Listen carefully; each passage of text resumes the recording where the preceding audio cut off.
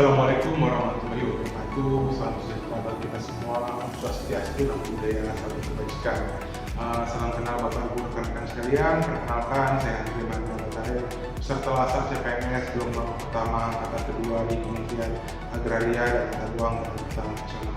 Saya saat ini bekerja di Satuan Kerja Kantor Pertanahan Kabupaten Belitung di Provinsi Kepulauan Belitung, dan pada kesempatan hari ini perkenankan saya menyampaikan learning journal pada agenda kedua tanggal 15 Agustus 2025.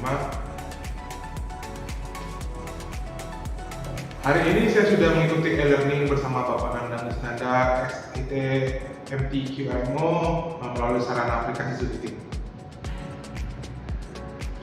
Materi yang dibahas pada e-learning hari ini, kita melanjutkan modul agenda 2 yang menjabarkan tentang nilai dasar ASN berhalak terkhusus pada nilai adaptif. Pembelajaran diawali dengan review dari materi pembelajaran sebelumnya, yaitu tugas individu dan tugas kelompok.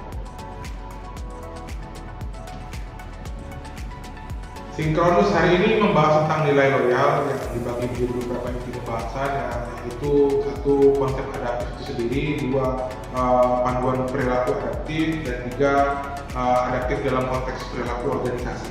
Melalui pembelajaran ini kita diberitahukan mengapa kita harus adaptif, karena perubahan lingkungan strategis seperti perubahan iklim, aktivitas industri, konflik regional seperti perang, kemudian juga karena kompetisi di sektor publik, bisa juga karena kompetisi secara tidak langsung bagi negara, terus juga karena perkembangan teknologi, juga karena tantangan praktek administrasi publik.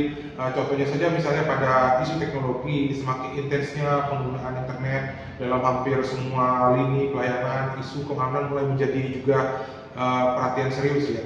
Karena menyangkut keselamatan dan keamanan individu maupun instansi itu sendiri.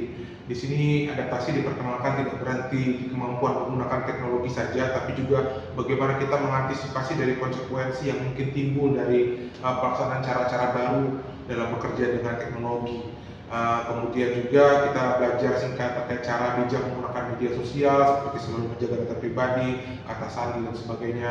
Kemudian juga pada hari ini dibahas terkait perubahan perilaku pengguna media sosial seperti transformasi komunikasi, evolusi pola interaksi, dinamika fashion, transformasi pola kebiasaan, evolusi pola pikir, meningkatkan pola hidup konsumerisme. Contohnya saja seperti misalnya pada evolusi pola pikir, kemudahan akses informasi dan komunikasi mendorong keterbukaan pemikiran remaja. Perkembangan ini menghasilkan pola pikir yang lebih kompleks dibandingkan dengan yang sebelumnya. Kemudian setelah dipaparkan materi tersebut, kita juga mendapat pertanyaan mengapa kita sebagai ASN perlu dan harus adaptif. Jawabannya adalah karena kita harus terus berubah, karena situasi yang terus berubah, untuk menemukan cara-cara penyelesaian masalah yang terus berubah tentunya. Tentu saja juga kita membahas terkait batas-batasan adaptif tersebut, misalnya seperti sumber-sumber yang terbatas, penyesuaian budaya dan sebagainya. Jadi dalam adaptif itu banyak hal yang perlu kita sesuaikan, karena banyak persoalan yang tidak dapat diselesaikan secara tuntas, bukan karena memang masalah kemampuan, tapi juga karena persoalan lembaga yang tidak memberi ruang yang cukup untuk beradaptasi itu sendiri.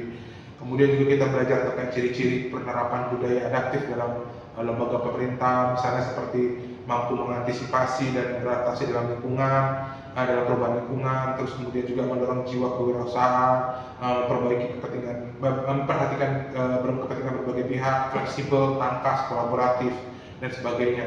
Kemudian juga kita belajar terkait karakter adaptif itu sendiri, seperti selalu berpikir ke depan, tidak mudah mengeluh, tidak mencari popularitas, membuka pikiran, perhatikan sistem, memiliki rasa ingin tahu, dan tidak mudah untuk menyalahkan orang lain.